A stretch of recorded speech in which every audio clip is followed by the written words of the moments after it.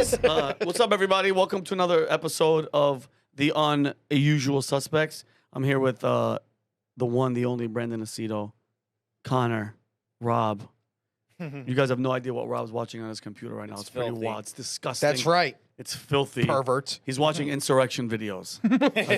Not January 6th, California insurrection, yeah. the new one. Which is, it's funny what's happening there, and we're going to get into it. But if you guys have a second, whoever's watching, go to X and put Sam Tripoli prediction. He predicted this in 2023 on the Joe Rogan podcast, and he goes, this is what's going to happen. The Bolshevik something, whatever. Bolshevik Revolution. The Bolshevik Revolution. He goes, this whole LGBTQ, that's going to fade away, which it kind of has. It's almost like one or two trans stuff, like, oh, an athlete with his balls, long jumping. But then that's all gone. And now he goes, it's going to be the immigration fighting in the streets. He goes, LA, Chicago, San Francisco. And guys, it's freaking happening.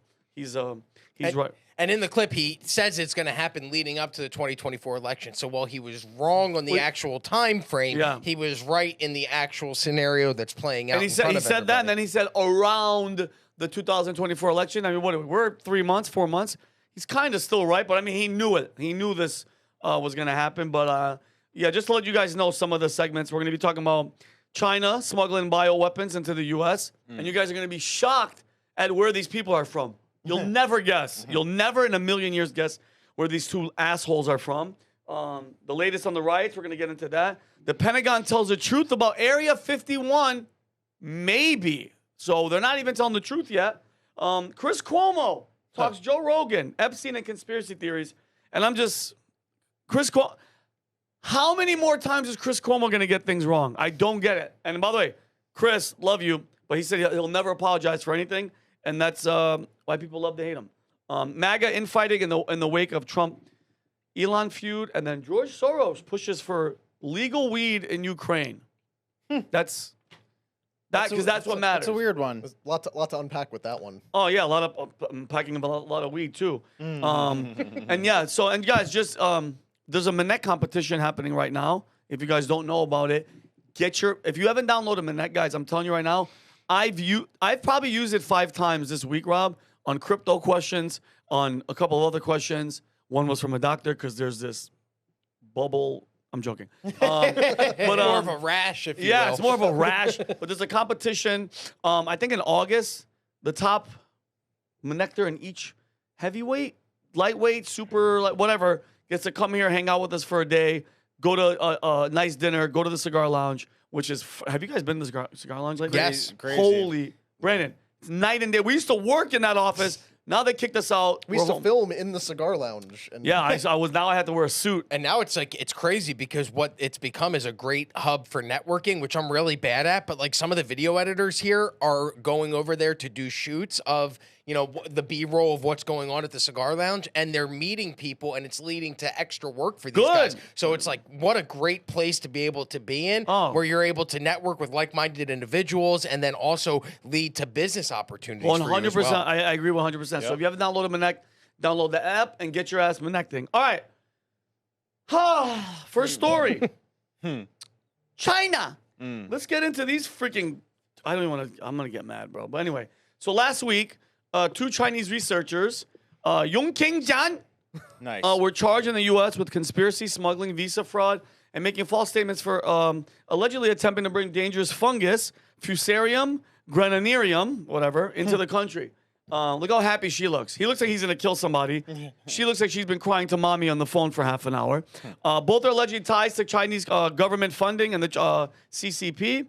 Jian, a postdoctoral researcher for the University of Michigan, was booked in a Detroit federal court. Liu, 34, is thought to be in China and cannot be extradited. All right, and that's what the photos. By the way, look at that. That looks like look at these bags. Those look like the cheapest black tar heroin dealers in the world. But the fungus is a potential agro-terrorism weapon, caused head blight in wheat, barley, maize, rice, and produces toxins harmful to humans and animals. So basically, they're trying to poison us, is what these assholes are trying to do. Okay. It inflicts $1 billion in losses annually on the U.S. wheat and barley crops, according to the U.S. Department of Agriculture. And yeah, I'm not even gonna get into the second part of it. But Brandon, you hear something like this, like honestly, what do you? Oh, yeah, I think we got to make an example out of them because clearly countries aren't scared about trying things like this against us. Whatever their biggest fear is, I'd say let's go ahead and do it. I mean, like whatever happened in the good old days of the like public executions or stoning people to death or I don't know, what were the other good ones? Like maybe hanging is a little... Well, the Romans had a really, really good one. You know what they would do? The wheel? The wheel is good. The Romans would take a big burlap sack and they put the criminal inside of it and then throw him in the river. But before they threw him in the river, they'd throw in a monkey, a snake, and a dog in the burlap sack. They tie and they throw it in the river. Well, could you imagine you put all those animals in a burlap sack with someone from China and they just have a snack before they go in the river. Oh shit, Connor, Jesus Christ.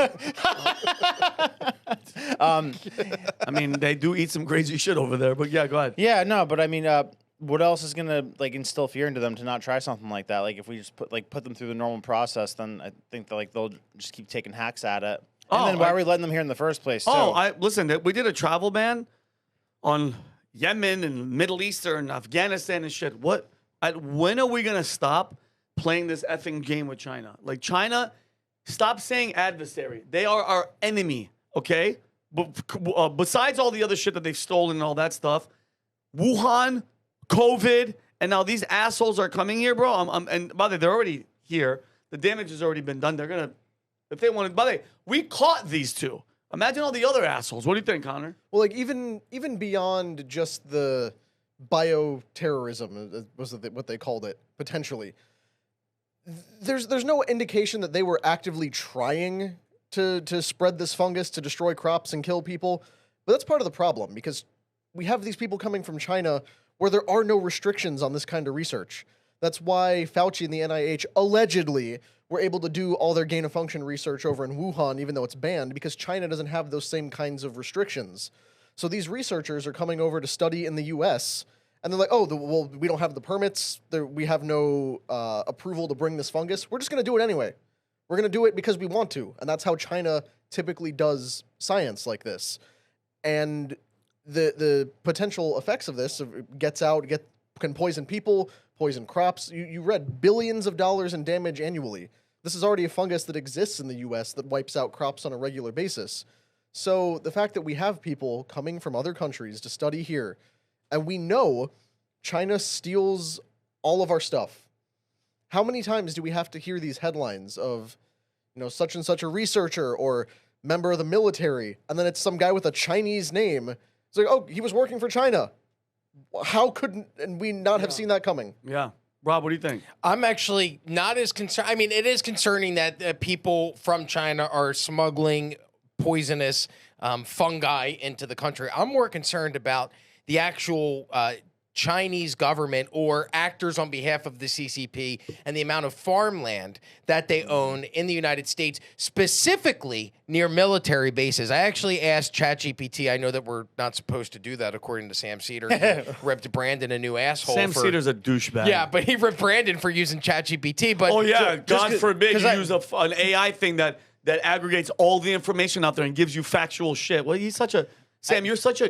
Bro, that guy's never been punched in his face, and that's the problem. You need a good one. And then he called Brandon gay. Yeah, where the hell did that come from? Maybe the tight He asked shirts. ChatGPT. He has, literally has the most punchable face on the market right now. Yeah, but we're not I going think I to just sit made here. his point better than he did, and he wanted to like an excuse to play it. Dude, that guy's We're not going to sit here and take that from Hugo the health inspector from Bob's Burgers. Yeah, exactly, you loser. So I did ChatGPT, and I asked ChatGPT, could you tell me how much farmland the Chinese government or actors on behalf of the CCP own in the United States? And it's only 1%. So that's not a lot of farmland, but it's more strategically where that farmland is placed. Currently, Chinese firms own around 10,000 acres of farmland near MacDill Air Force Base in Polk County, which is like the Tampa area here in Florida. They also own 227 acres near Camp Pendleton in San Diego. They also own 370 acres, roughly 10 miles from the Grand Forks Air Force Base in North Dakota. Chinese billionaire Sun Guangxi owns roughly 100,000 acres in the county of the Valverde County, Texas Air Force Base, the Laughlin Air Force Base. And then the final one, Chinese companies own around 50,000 acres of farmland across North Carolina, many within a 30-mile radius of Fort Liberty. So there's all of this farmland that the CCP has strategically purchased or had actors on their behalf purchase that are near these military bases. You only do that for one reason. You're not buying farmland near military bases unless you have some type of ulterior motive. And why are we how, as a United States government, why in God's name are we letting a foreign adversary buy land near these bases? We can't do shit in China. Yeah, Rob, can you look up real quick while you got it how much farmland the United States owns in China? That's a great question. How much? Even Chinese citizens don't own farmland. You're not allowed to own land as a private citizen. Bro, it's going to say 0. Yeah, the government owns all the land. There's no way we could buy anything. That's why it's insane that we keep bringing people in as if they're, they're friends. They're coming, these are just researchers. Well, you guys are right. 0%. In China, all land is either state-owned or collectively owned. Even, to your point, even Chinese individuals or businesses only lease the land. You do not outright own the farmland in China. That belongs to the Chinese government. Yeah, or even the land your house sits on. Yeah, well, there you go. It's shocking that China treats that relationship appropriately, which is to say, we will not allow oppositional powers or anybody other than us to come take our land. But we just have this open thing. I mean, what's the Chinese program, like the 1,000 Talents program, I think it's called, where they actively recruit and basically steal people and ideas from around the world to build up their own stuff. We sell a lot of it too. Yeah, like we have no sense of protectionism over this. We just let whoever walk in. And Vinny, I think that this next one, this is the one that really pissed me the hell off. A Chinese scientist from Wuhan. Okay, I don't know if you guys remember. It was 5 years ago. Wuhan lab, where COVID came from. This chick, Cheng Han, was arrested in Detroit. God bless you. Yeah, you're welcome. Meow. After trying to smuggle biological material, roundworm samples in the U.S., she claimed they were plastic cups. Her devices were wiped clean. Before the trip, she had already been denied a visa twice due to shady answers about her background and research, and she was headed to the University of Michigan. Again, the University of Michigan, same place the people with the fungus were. Exactly. So I don't how is this not headline news? This chick, all right, is from Wuhan and bringing biological materials into our country. Have we not learned our lesson? I don't understand how this isn't. I get the riots and I get all the bullshit that's happening right now. This should be on the top, and this should be a direct threat. We should be threatening China, hey, Xi Jinping. Because, by the way, they don't do anything on their own. This is all under the CCP's direction. Bro, I'm telling you right now, this is war type shit. This right here is biological warfare. Notice the word war in the warfare. Bro, I would be doing some ugly shit to China right now. If this was it, to hell with the trade talk and everything. I'm like, bro, are you trying to, let's just say, God forbid, she had, and she smuggled in, Rob, COVID-20. I don't give a shit. Pick another virus. It would start here, the breakout would happen, and then it's all over again. Vinny, you delusional conspiracy theorist. I know. COVID-19 came from someone eating a bat. Oh, my. Not from the Wuhan Institute of Virology. Then I can just move on to this story because I'm full of shit then. Because this is, brother, she wiped her devices and what? Dude, bro, I'm telling you right now. Why do you think he's being soft on them? I don't fucking know, but ban travel. Listen to me. We lost 1 million people, maybe more, because of this fucking, I'm sorry, this lab, these people with Fauci and China and the deep state, which I believe, my opinion, it was all set up. That's Vincent Oshana's opinion. Go do your own fucking research. I don't trust anybody from China. I don't trust Fauci. I trust none of these people. I don't trust our government. I don't trust anybody. But this is absolute bullshit. Ban travel from every single... Nobody from China could come here. If you're playing this fucking game, all right, it's over. Dude, just let's pretend she did release... And what happened and we never caught her. You know what we would say? Oh! And the moment you start criticizing China, you're racist. Yeah. What are you going to say, Rob? Well, you said, how did we not learn our lesson, or how did they not learn their lesson? We never held China accountable. Never so, will. like, I deal with this a lot with my 15-year-old. My 15-year-old goes to his mother's house, and at my house, we have very strict rules. At his mother's house, he has carte blanche. He can do whatever he wants. So there's almost like this deprogramming when he comes back to my home where I have to undo the damage Really? that's done over there. Yeah, but the point is that he goes over there and he gets away with murder and he doesn't ever get in trouble for anything that he does. So every time he goes over there, he knows he can get away with murder. If he doesn't do well in school, his mom will let him have his cell phone. Now he knows his dad won't let him have his cell phone, but he can go to his mom's and have access to his phone. That never changes, right? So he always knows that there is a lack of punishment or a lack of consequences at his mother's home. So he always chooses to go there. Well, that's what China's doing here. China has suffered no consequences from unleashing the COVID-19 virus on the world. There has been no repercussions for that country whatsoever. I believe there was the Attorney General of the state of Missouri sued and won like $1 billion judgment that they'll never collect on. Ever. There's never been any consequences for China. So when you ask, well, how come China can keep doing this? Haven't we learned our lesson? Well, we never actually gave any repercussions or consequences to China. If I'm Trump, Kash Patel said on Joe Rogan the other day that they have access to Anthony Fauci's phone records during the COVID pandemic. Now, he doesn't know what's in those, and right now I've lost all faith in Kash Patel, so it's probably not, even if there is anything in there, we're not going to find out. But for me, it's like, hey, if I'm Donald Trump, in addition to the travel ban, in addition to the stances he's taking on foreign students going to Harvard, there was just an article that was written by the Wall Street Journal about how Harvard has trained so many members of the CCP or Chinese national students at Harvard. 20% of the international students that attend Harvard are from China, that they call it China's CCP party school, where they go and they learn, about they learn about American industries, they learn all about American tech, and then they leave Harvard and go back to China. At this point, we need a full ban on China. And if I'm Trump, I go, I want a full investigation into COVID, and I want to know how that virus originated in the Wuhan lab, how it escaped the Wuhan lab, and then if it turns out that China was at fault for this, then I want to sanction the hell out of them. Forget trade deals. Let's sanction them, just like we sanctioned Russia when they invaded Ukraine. Why are we not sanctioning China and taking sanctions as an action to try and punish them and teach them, you cannot do this shit to us? I agree. Yeah. I agree. And by the way, it drives me crazy. Everybody always talks shit about Israel. Mind you, I'm critical about the government in Israel and Bibi Netanyahu, but that's a whole different situation. Everybody always wants to talk shit about Jews control this and AIPAC and whatever. China can get away with literally murdering 1 million fucking people because of their virus, and they carte blanche, no accountability. So, like, if you're gonna talk shit about one, they better talk shit about the other. Because Rob, I don't know how these guys can get away with literally murdering all these fucking people, literally, because they started this shit. And I remember watching the videos when COVID came out, all propaganda, white vans, Chinese people in these fucking white suits, running like Asian Chinese people wearing masks, falling, like passing out on the street, but catching themselves with their hands before they fall, and then putting them in body bags. Go fuck yourself, and bro. What's crazy is Trump went from being called xenophobic for instituting the travel bans during COVID, and then also being called xenophobic for continuing to hit home that it's the Chinese virus, right? China, the way he would say it. China. But now he's gone silent on it, Weird. which is really odd to me that you're not out there.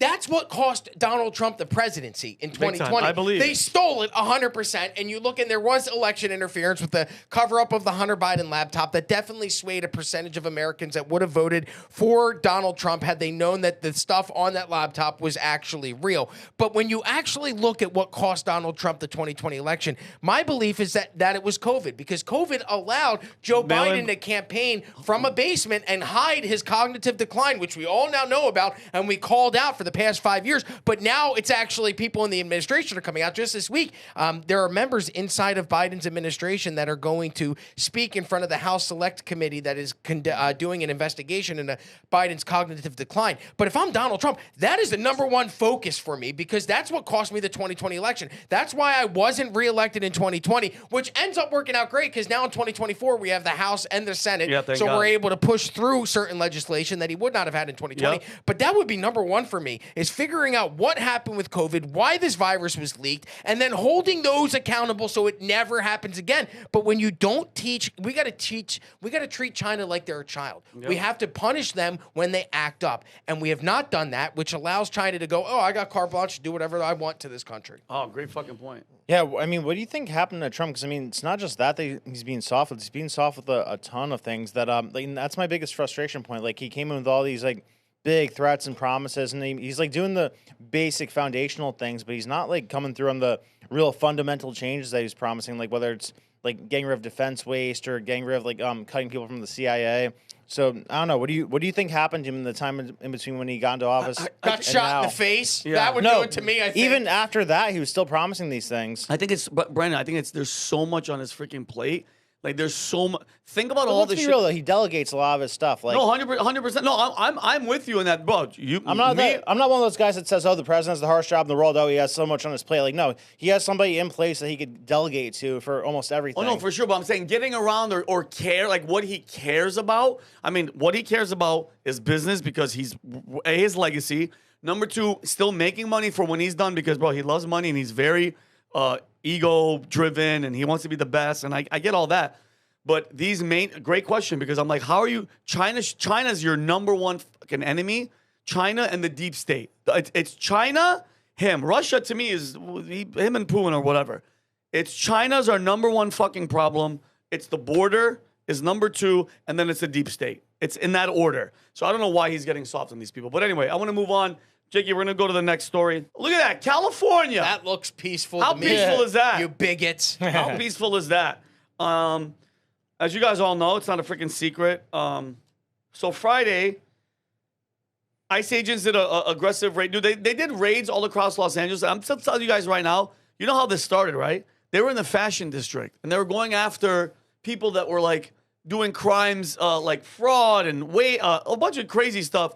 This is what sparked it. It wasn't them knocking on people's doors and grabbing kids and doing all that shit. This is all freaking planned, okay? Those initial raids had the funniest battle lines I've ever seen because the cops set up in the parking lot of a donut shop to go conduct a raid on a Home Depot. That's so funny. And that is the funniest thing I have ever heard. How close was it to the... It was like across the street, I think.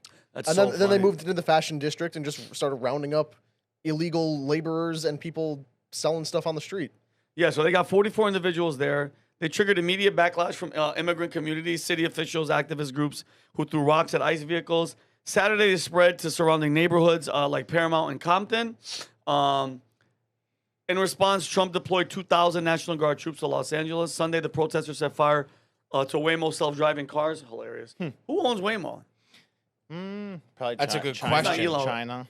Is it Well, China? you know who doesn't own it? I can tell you that George Soros, because he wouldn't fund the protests. Oh, that yeah, burned yeah. his Oh, very that, own he definitely cars. has no... Yeah, he definitely If they're insured, though. Waymo is, formerly known as the Google self-driving car project. Oh, this is interesting.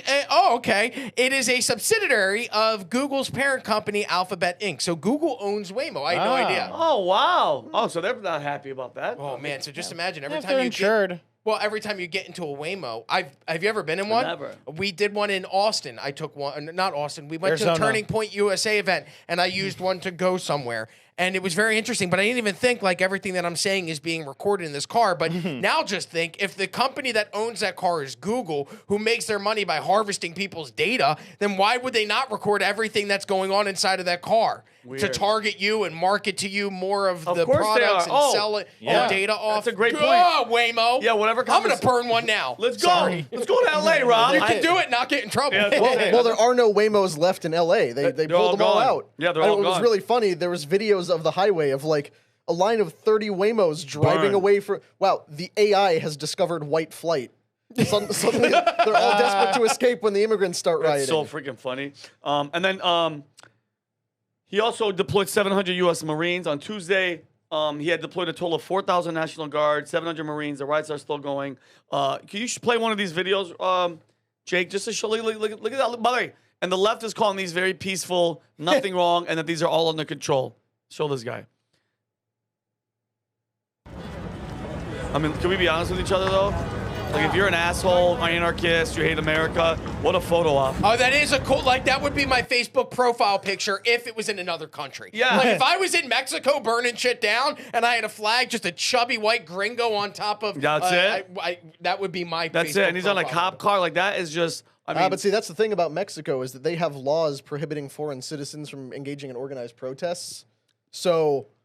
Also, I'm terrified of the cartel. Every time you read about Mexico, it's like American couple went to a nice seaside resort in Mexico, found beheaded in a ditch. Yeah, that's not good. My cousin has a wedding in Mexico, and I'm like, no, I like you. Don't go, please. Yeah, I'm like in Cabo. I'm like, no, I don't want to go. The place is so terrible that drinking a cup of water will hospitalize Yeah, you. you'll get. It's Let's not even mention the donkey shows. Yeah. Listen, Anyway, I want to ask you this. When it comes to these, I put this tweet out yesterday because I wanted to go through, and if you're on the Twitter and you want to follow me, Rob Show TV, ROBBSHOW TV. But do you guys remember Kristi Noem came out, the director of Homeland Security, and said that they were there were people leaking ICE raids. Yes. Do you remember this? They started polygraphing members within the Immigration, Customs, and Enforcement Organization because these leaks were happening. And they didn't just happen. Let me see. I'll tell you exactly where they started happening because I pulled this. ICE raids, this according to Kristi Noem, ICE raids in L.A. and Aurora, Colorado. Remember when they had the Venezuelan gang that took over the apartment complex? Yeah. Failed after federal employees tipped off members of the media. Do you guys think, I know you said this started in the fashion district, and there are a lot of reports online right now that this was widespread community activism in which people were going, oh, there's an ICE raid here and alerting other people. Do you guys think there's any chance that the raids were leaked in advance to usher in this type of anger, hostility, and ultimately rioting and chaos? 1,000. I think 1,000%. I think this whole thing, because we've been saying it on how many PBD podcasts. What's going to be the next thing? Besides like a virus, or they can't do that? What would be the next thing? And this is why they flew in all these fucking illegals to all these sanctuary cities. This is it. The civil unrest, because the midterms are in a year. You have to make it look like Trump is Hitler and he's going after children and kids in cages and all that bullshit. This is their thing. I think they pulled the trigger a little bit too early. If I was a dumbass like these morons, I would have waited to get closer because, George Floyd, COVID, all that stuff is perfect timing. It's election year. This is not the... But I think they pulled the trigger. I'm going to be honest with you. I think this is a perfect optics victory for the Trump administration. Mm-hmm. And you could say it's so perfect that it almost might have been deliberately provoked. Because if you look at how the Trump administration has been escalating this, they're posting videos of MS-13 guys in chains getting loaded onto planes with the caption ASMR. They're posting, like little cartoons of the really fat fentanyl dealer crying. Like, they are making a mockery of this thing. They are deliberately ratcheting this up. And sure enough, in California, probably the state most opposed to Donald Trump and his agenda, all this stuff finally kicks off and Trump finally gets the opportunity to do what he never did during the BLM riots, which is bring the hammer down, send in the military, and start rounding up all the people who are responsible for this widespread destruction. And they changed the news cycle too. Think about that. So about Elon. Yeah. It was Elon and him. I was looking at Alex Soros's Twitter, and he was constantly trying to hold on to that story of Elon and Trump fighting, and everything that would come out after that, he'd say, oh, they're loving this right now. They don't want this. They want this out of the news cycle, et cetera, et cetera. So, I'm with you. I almost think they got extra aggressive to maybe try to provoke something like this. But there is a lot of money, weird money going towards this. Christy Walton from the Walton family, and then this new type of Soros guy. I forgot his name, but this. The Neville. Yeah, Neville. This whole thing with some NGO money going towards... Neville Roy Singham. Yeah. He's a Marxist tech billionaire who made his fortune through a software company called ThoughtWorks, which he sold for hundreds of millions. Apparently, because what's her name? Luna? Paula Luna, the really hot congresswoman? Yeah. Anna Paula Luna saying that he's behind all this. Yeah, so that whole world of NGO money moving around is really weird. So I could see open society being attached to it, but that's something that really needs to be looked at, the way that you can move money around through these NGOs and create paid protester situations. Yeah, by the way, if you think if you're out there and you think this is organic, Well, I mean, back to Rob's point of how this whole thing kicked off. As we've seen every time one of these protests happens, there's the pallets of bricks dropped off. There's the people distributing signs out of trucks. There's, people whipping the mob up into a frenzy. So that there's plenty of left-wing interest in getting this going, but also a huge right-wing opportunity to not only shift the news cycle away from Trump-Musk stuff, the Palantir stuff we talked about last week.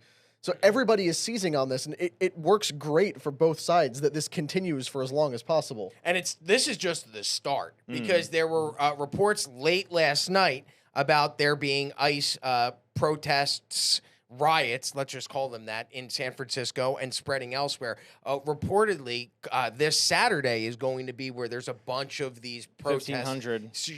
Is that what you read? yeah. 1,500 different protests? because the In girl honor of from Trump's birthday. For Trump's birthday. But they're so predictable, bro. And it's one of the big ones is the Walton chick. She's behind like this 1,500, and bro, they just want to stir this up because this sentiment of him being Hitler and rounding up. And listen, Pat made a great point, bro. The system has been broken. Barack, okay, deporter in chief, all that shit. The people that have been here that aren't criminals, they've been here for 5 years, they've been here for 10 years, they've been here for 15 years, and they're paying taxes, they're doing well. Okay, I don't think just kicking them out and saying, go F yourself. No, that's not. They have to figure out a way, pay a fine, do your thing, because they're actually helping society. But the criminals, I don't give a damn who was that guy, the MS-13 scumbag piece? Kilmar Abrego Garcia, who has now been sent back to the United States. Fuck off, Chris Van Hollen, you dildo. Yes. That's the guy that went and flew down Good, with that loser. Maxwell Frost, who somehow, this is what bothers me to my core, is how do these morons get elected to office? How were there enough dummies? Is it just dummies. that small amount of retards that are voting for these people in office? It's not a small amount. It's not small, Robert. Okay, Go well, ahead. these idiots go down and meet with this guy while he's in El Salvadorian president. Yeah. They had a margarita. Yeah, and a margarita. And then meanwhile, the guy gets sent back to the United States on human trafficking charges because they found out that Kilmar Abrego Garcia was using a vehicle that had the same license plate and was the same make, year, and model as another human trafficker who made several trips to the Texas border and brought people back to Maryland. And turns out that during the investigation, they have found that Abrego Garcia has allegedly made more than 100 trips to the Texas border to smuggle and traffic human beings. Oh. And this is the guy that the left gets up in front of and defends and goes, no, he's a Maryland dad. Oh, yeah, he has tattoos on his knuckles that resemble or could be MS-13 gang related. But they hate Trump and they hate the right so much that they would rather defend a person who committed heinous acts of human trafficking than to go, Trump was right on that one. Exactly. And this is which video is this, Connor? This is just like the BLM mostly peaceful moments. This is them taking to the streets, and we'll have a selection of videos. Okay, to go through let's play these next couple. Thanks, Jake. Invasion and put an end to these migrant riots. I've been on that freeway. Order will be restored, the president writing. The illegals will be expelled and Los Angeles will be set free. Thank you for your attention to this matter. So obviously some provocation here from the president in several facets. As we see, here we go. Those demonstrators are making their way down the ramp and onto the 101 freeway. This is, I think, the concern that we had seen a little earlier. Stop the it, freeway had been shut down by law enforcement. Oh, that's... And you can pause it, Jake, pause it. That is enough. If I was the president to send in the National Guard, I don't need to see rioting, looting, burning down of things. Impeding people's traffic for me is, first of all, you've been in LA. The traffic is horrendous. Can you imagine being late to the office because you're stuck behind a bunch of guys who are protesting people who are here illegally? They committed a crime to be here. And these people are holding up traffic, stopping hardworking Americans from getting to their jobs, getting to their destinations, getting home to their families in order to protest on behalf of illegal immigrants who committed a crime to be in this country. Well, that's why, once again, the great state of Florida is one of the best places to live. Because thanks to good old Governor Ronnie D, if they do that on a freeway here and they start threatening you in your vehicle, run right over them. No, yeah, you don't stop. You're totally allowed to do that. You don't stop. I mean, and these cars are the self-driving ones, bro. Let me explain something to you. And this is just tactical awareness. If there's more than 3 people surrounding and it's a mob, I'm fearing for my life. One fucking brick to your head. You fall on the ground, bro. Let me explain something to you. I'm going to shoot your ass. Get the fuck away from me. Get away from my family. One Mexican girl, they were mobbing her car and throwing rocks at her car. And she's like, my kids are in the car. They're like, fuck your kids. And it's like, she's Mexican. What are you guys doing? It doesn't make sense, Rob. Do you remember Reginald Oliver Denny? Do you remember that name? Reginald Denny. He was the construction truck driver who Hit was the head with a pulled brick. from a vehicle during the Los Angeles '92 riots over the Rodney King acquittal Beating. of the police officers. Yeah, and they drug him out of a truck. People drug him out of a truck and then hit him in the back of the head with a brick. Yeah. So yeah, if you're touching the hood of my car, I'm fucking flooring it. Yeah, running I'm your ass not. over. Because, you know why? Because I'm not going to wait for the consequence of, oh, well, I didn't think they were going to do anything. Bullshit. Now, Rob, will a Tesla let you run over people? Oh, yeah. No, you're right. I'd have Damn to. You have no problem backing into things, so All I right, can so definitely into back them. over Good, them. good. Yeah. And Jake, you play this one? What's this one? This is them going after a Waymo. Again, fiery but mostly peaceful. What about the air, the pollution? Yeah, you're right. Nobody cares about the Global warming. CO2 emissions. Think about what it does to the smog with all those people stuck in traffic on the man. freeway not moving. Well, I think it should be. If you're wearing a mask, I think wearing a mask at these things should be illegal. You gotta show your face, you pussy. All you guys are pussies. Also, look at them waving the Mexican flag Yeah. in protest of being sent Go back back to to your, Mexico. then go back to Mexico. You love it so much. Go ahead. Play the next one. What's this one? And then this is where it gets into the mostly peaceful stuff again. Play this peaceful one. Large group of people, it could turn very volatile if you move law enforcement in there in the wrong way and turn what is just a bunch of people having fun watching cars burn into a having massive fun. confrontation and altercation between officers. That's bullshit. Yo, and- go to the and, one with the demonstrators. Australian lady. Oh, we gets don't hit. want the car burners to, escalate to violence. Oh, this is the best. Do not forget what George Orwell said in 1984. The party told you to reject the evidence of your eyes and ears. It was their final, most essential command. Them sitting here and telling you that this is a peaceful protest is a direct slap in the face to every American. In fact, it's actually insulting to be watching this and then be told by these people who just read shit off a teleprompter without even. Do you even think that they know what they're saying is bullshit? Do they even register in their brains what they're saying? I don't think so. Doesn't No. make sense. No, But it's an insult to think that we're that dumb that we would actually look at this footage and go, "Oh, that's peaceful." Yeah, There's no harm being done but here. You know what's crazy? The majority of their followers and their brains are like, yeah, they're just. One lady was like, it was on CNN or MSNBC or one of these loser. She was like, yeah, it's like when the Dodgers win the World Series, they're just having fun, burning down businesses and looting and rioting and beating the shit. And one person was actually found dead the other day. This is Lauren Tomasi, an Australian journalist. She was struck in the leg by a non-lethal rubber bullet. This is it's not funny, but it actually it is kind of is. PD moving in on horseback, firing rubber bullets at protesters, moving them on through the heart of LA. hot. Oh, listen. I might go back to Australia if you don't want to get hit with rubber bullets, Mike. Good on you, mate. Yeah, get your ass out of the fucking street. Guess what? Somewhere in the building, Amy is triggered. Yeah. Go back to Australia, bro. We don't fuck around. Or no, It's broke my not funny, fucking it's like, didgeridoo.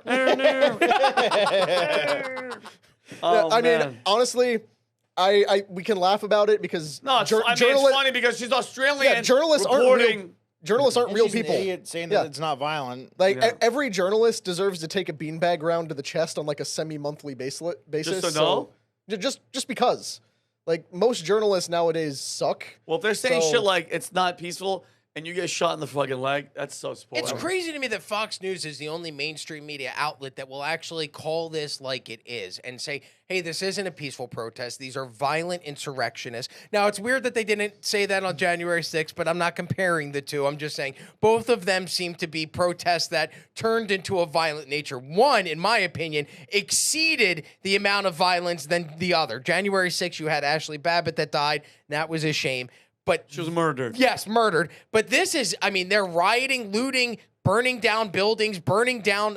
There were reports of Businesses them yesterday. shooting mortar rounds at the police. saw it. And I people, saw it. and then were you the one that sent the video in the chat of the person actually using it looked A like gun? a firearm. No, yesterday somebody was with a gun here, a Mexican dude. I'm assuming he was brown, pointing and shooting at fucking cops. What else do you think? With 9 Mexican flags around him. But they're shooting at cops. And we talked about this on the PBD podcast about the ratings for Fox News being at an all-time high, the YouTube views for Fox News being at an all-time high. You would think that these other left media outlets like MSNBC or CNN would go, okay, let's try and make a subtle pivot. And maybe let's not be completely stupid. Let's say, hey, you know what? Maybe they're not peaceful. Let's start there. Let's just say, hey, it looks like a riot. It looks like a mob instead of peaceful protesters. But instead of making that pivot, they double down, which continues to show why their ratings continue to plummet. Their trust is at an all-time low. Their viewership is at an all-time low. They're cutting staff. Rachel Maddow is doing contract renegotiations because they cannot continue to pay these talent to get on the air and propagate the bullshit because nobody's buying it. And Rob, and they're not like shifting. You're not adjusting. I don't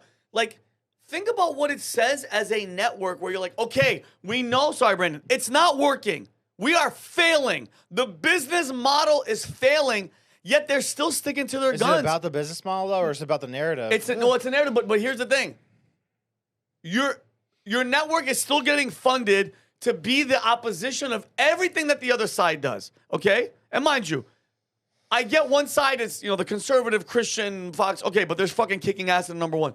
The other side, it's like, what do you stand for? Chaos. What it is. It is because I want you, tell me one thing. Go ahead. Tell me one thing, and I'm being, play devil's advocate. Yeah. Try. Name me one thing that the Democratic Party right now is doing that's positive, that's something that the party can be like, yes, and we're standing up. And I don't mean sticking up for illegal. This is all fucking bullshit. Give me something. Give me a policy. Do you have one? The only thing that they stood on was trans rights. That's realistically abortion. The only thing that, abortion's the only thing that Climate really change. But, well, even then, they're burning down Waymo, so they can't really care about climate Well, change. when And was the blowing up pipelines in the ocean. When was the last time you heard somebody talk about climate change, though? Like they have stopped after blowing up. Well, even the Greta Thunberg stopped talking about it. She started talking about the genocide in Gaza or whatever she's talking about. But to your point, the only thing that the Democratic Party had made as their staple, in my opinion, was LGBTQ rights. Yeah. And right now we're in Pride Month. Brandon, you went into Target to try and go buy gay clothes. To make fun of them. Okay, sure. Right, And could you find definitely. any? No, it was like And- stuffed away. And this is on reports of Tucked. this is also on reports of Target removing their gay pride stuff. They tried. We're in Pride Month, and they've removed all of the Pride merchandise and they've replaced it with American flag and patriot merchandise. You're seeing all kinds of companies cut back on their DEI initiatives and programs. Woke has died. It's I love over. it. So I the love only it. pillar that they stood on was this woke LGBTQ agenda. And in the month in which this is the most in your face about it, nobody's celebrating, nobody's participating, everybody's over Rob, it. great point. And just because I want to move on to the next story, and Jake, I'm pretty sure they'll laugh too. Normally, this is Pride Month. Normally, the gays are out dancing and sucking and whipping their dicks out in front of kids. But because but now because of the riots and shit, they're just like, I don't want to be out there. I don't want to get a brick thrown on my ass. You know what I mean? Because, well, it's fucking dangerous. Like, West Hollywood, these guys are not. Oh, my God, that's so funny. Can you imagine that? The riots meet the pride, and it's just like, guys, we just want to dance. Don't. Anyway. All right, guys, moving on. The next story. What is this one? Oh, the Pentagon reveals that Area 51 UFOs were a deliberate disinformation campaign. Oh, yeah. By the way, the Pentagon. Guys, I believe them. I don't know about you guys. I believe. But I love that little, you see the little UFO on the left? Yeah. You're welcome. A Wall Street Journal report last week revealed the Pentagon officials deliberately propagated UFO myths, including those centered around Area 51, to conceal classified programs such as the F-117 Nighthawk stealth aircraft during the Cold War. That's okay. Disinformation efforts included fabricating and distributing doctored UFO photos, conducting internal hazing rituals on low-level military personnel. These campaigns misled both the public and many within the military, leading to some officers believing the myths for decades. All Domain Anomaly Resolution Office established in 2022 uncovered tactics prompting 2023 directive to end such internal pranks and disinformation. And it didn't stop until 2023. It just ended. Yeah, it just stopped. Connor, what do you think? So that's what they're. I'm very divided here because this is like a big report, but it also might be completely fake.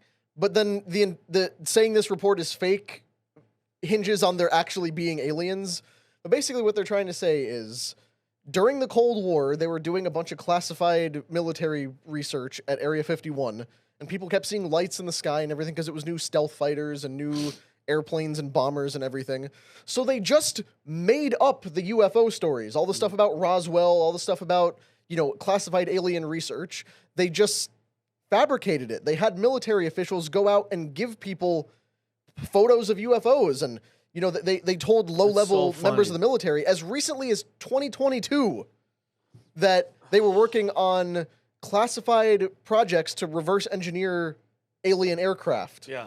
But apparently that was just a hazing ritual, according to what they found. And Brandon, I'll come to you, and then Rob, obviously I know you want stuff to say about this too, but guys, if you think about it, it could be possible that it's all bullshit, meaning they've been, what's that operation? Blue Beam. Blue Beam. Project Blue Beam. Blue Beam. Well, they're going to stage, I've said this a long time ago, stage a fake alien. Because, bro, think about this. You could control the left with stuff like this. You can control the world with COVID. Everybody kind of comes together. I think there was a test run. Yeah. If they stage, because they've been setting this up, a fake alien invasion, but it's so real, Brandon, it's so real that people will lose their mind. Think about with COVID. What happened with COVID? Obedience. The world shut down. Everybody went and got toilet paper and water, and that was it. Got home and shit in their pants, scared. Okay?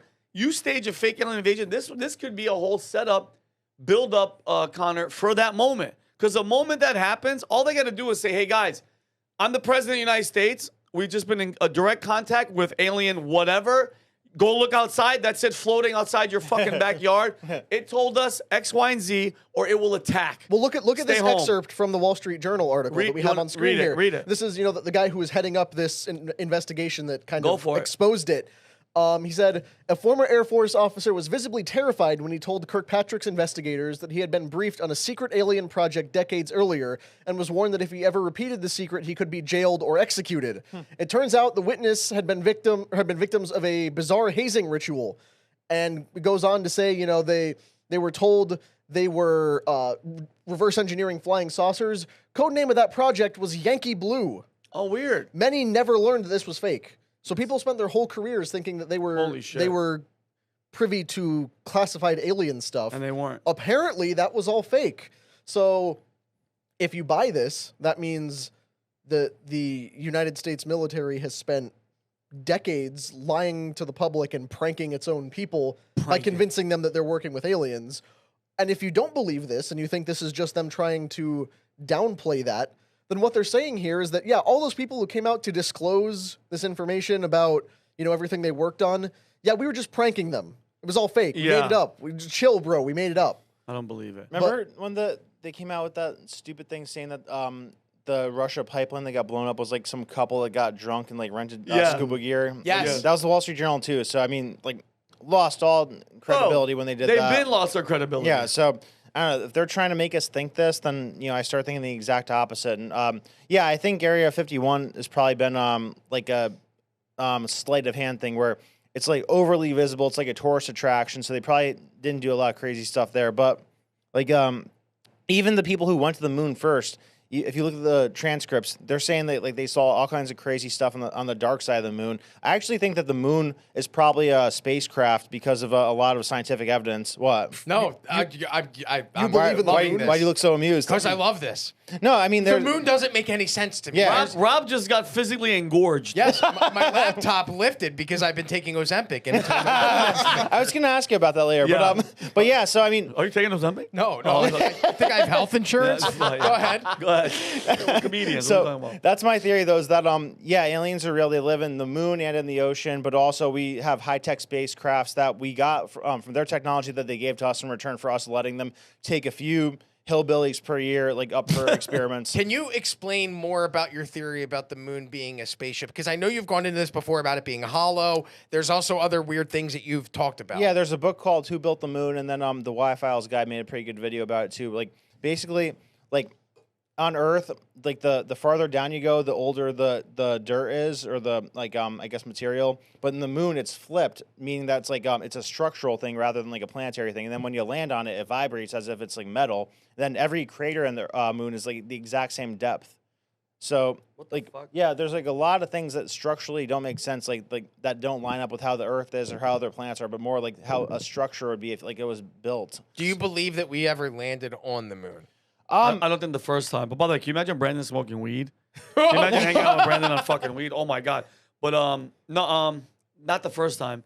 I love that CIA that we saw the movie Man on the Moon. No, Fly Me to the Moon is the one Fly that Me you to the went and Moon. saw with Pat. Yeah. That we saw, and then that day Trump was shot in the head, random. Yeah, getting close. Oh wow, same day. Oh yeah. Interesting. I don't believe the first time because it was the space race with fucking Russia. I don't believe it, and I mean. That would mean the you ever hear government the would have had transcripts, to though? lie to you and then They would never propagate do that. propaganda. Yeah, that Rob, we were the how great- dare? Hold on, guys. I'm sorry, Brandon. Yeah. How? Men are talking. No, because I wanted to do it without breaking. I wanted to be like, excuse me. Okay. How dare you? How? Tell me. Imagine I get emotional. That my government lies to me. You fucking asshole. Yeah. Go ahead, Brandon. I'm sorry. No, you're good. So I'm sorry. Why would they lie? there's transcripts of the first time. Every time I hear trans, I don't know why. Am I the only one that hears transcripts or trans? Yeah, I'd be like, oh, just okay, one of the it's gays. like, Go ahead. Wait, Yeah. the Crips are letting in trans people now? Yeah, exactly. Go ahead. Imagine. Transcripts. So when they first supposedly went to the moon, there's these like voice transcripts that we've never heard before that like where they're saying like, oh guys, we're getting some music here or like some sort of communication, and like, oh yeah, we see some stuff here. So like when they went over to the dark side of the moon, they saw some like crazy stuff, and then when the dudes came back, they looked like all petrified. Like they saw something crazy Yeah. happen? So Well, China I'm has shit on the other side. trying to parse No, this it's the together dark side here. of the moon. Because, okay, so if it's questionable we went to the moon in the first place, or Well, with that theory yeah, being, if we went to the moon and found all this stuff, that would negate the fact that the moon landing is fake. And like if we know, Right. okay, there's vibrations and weird structural stuff on the moon, and the craters are all the same depth, like to have these measurements would require us having something on the moon to measure it. I've come around and think maybe now just the footage was fake. Yeah, But I mean, maybe we that's- actually did it, and what we found was like super disturbing. That's why we never went back. Well, But have we're I not allowed ever to go given back. you my moon theory? Yeah. Yeah, close moon theory. What the hell's Which that? see- That's my theory, is that we're actually not looking at a gigantic moon far away, but a very small moon up close. It's only like maybe a mile or so higher than the average commercial aircraft. We went up there, realized it's tiny. Everybody freaked out and came back and said we were going to lie about how big the moon is. Oh, that's a theory. Imagine. And I've just made that up completely, but I like to try to sell people on close moon theory. I 'cause- was it a movie or something that said that like it's like that's a peephole and like bigger people look in and they could see us. Like those ant farms, like they're just looking in on us. Well, that was the Truman Show. If you ever watch a Truman Oh, I Show, loved it. Ed, God, what's his name? Jim Carrey. Yeah, but the guy that played the guy that was running the Ed show, Harris. Ed Harris. The base for where the production studio was housed in the was moon. inside of the moon. Really? I never saw that movie. Whoa, Are you for Brandon, real? Yeah. Brandon, watch the Truman All right, I'm Show. gonna watch It's it fucking tonight. trippy. We're gonna get you high. We're gonna watch the the Truman Show. and And live fly stream on the it. moon. We'll live stream it. There is well, no, we can't do that back Okay. No, there is something interesting though. There was a report that came out last week about a guy. It was written in a book in the late '90s by a guy who worked for a program within the government. The name of the program escapes me at this time, but it was all about remote viewing. And what they said were these remote viewers were able to remote view on the moon, and they remote viewed to the dark side of the moon, where they came across alien-like people, but they looked just like us. According to the guy, they were humanoids, is what he called them, but they were definitely not humans. And then they came across alien bases on the dark side of the moon. So there's always been this weird fascination with the other side of the moon, not facing us. Yeah. And do you guys give any credence to remote viewing? Do you Yeah, guys believe oh, that? that's 100% true. I believe it, but 'Cause I've seen I it. don't believe the results of it.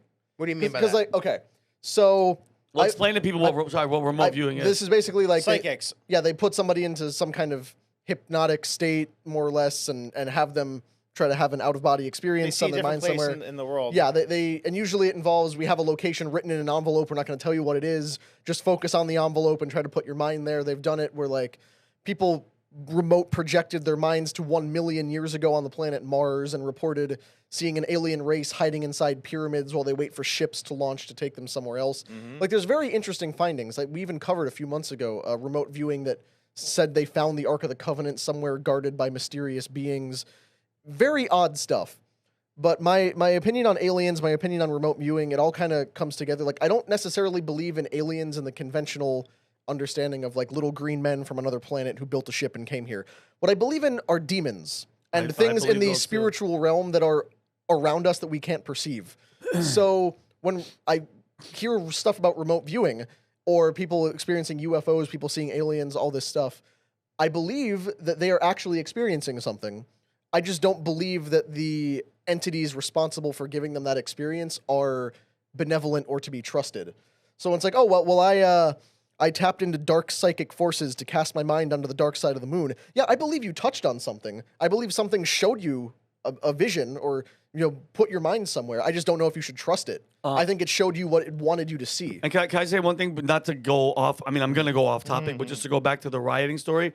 ABC7 confirms that the criminal aliens arrested in that LA... Which aliens? The illegal... the illegal ones, which technically they'd be illegal too because they're coming to a border, they're coming to space. Well, no, the Eisenhower made a deal with them. Yeah, if we did the Treaty of the Greys, they're allowed to come down anytime they want. But so ABC7 confirms that the criminal aliens that were arrested in LA at that thing in the passenger, a murderer, a rapist, and another guy that was a criminal. So they're burning down the city for rapists and murderers. Newsom, good job, Newsom in California, you bunch of freaking losers. Anyway, go ahead. Go back to aliens. No, Isn't that crazy? Then we get criticized for liking Trump and also liking Elon at the same time. Oh, you love fascists, but they literally love criminals. They love, they love fucking. Well, the last time they burned down the country was for a serial drug user, violent that criminal. That was the summer of love. Okay, definitely. Loving the burn shit and dropping. Yeah, but back to the other kind of aliens. Yeah, that's my take on the remote viewing stuff. Of like, I believe when you make yourself suggestible and open yourself up to that kind of thing, something is going to step into that gap and sometimes show you stuff. I just don't necessarily know if it's to be trusted. Think about when we see them the most, though. Like, we see aliens the most when we're on the brink of nuclear war, when wars are going on. Like, during World War II, there was that whole thing, the Battle of Los Angeles, where there's, like, that famous picture where there's, like, dozens of unidentified flying objects above the beach. You ever see that? Yeah. Well, what about the drones in fucking Jersey recently? Yeah, but another thing Trump never told us about. Yeah, that's another thing that he said they identified it immediately. No, they didn't. Yeah, they did. No, they lied about it immediately. No, they lied. Okay. Well, then what kind of explanation are you? It wasn't. Well, he said it's ours, right? Yeah, he came out and said that the initial drones were survey drones, and then everything else was hobbyists flying drones. What were they surveying? To see the other thing.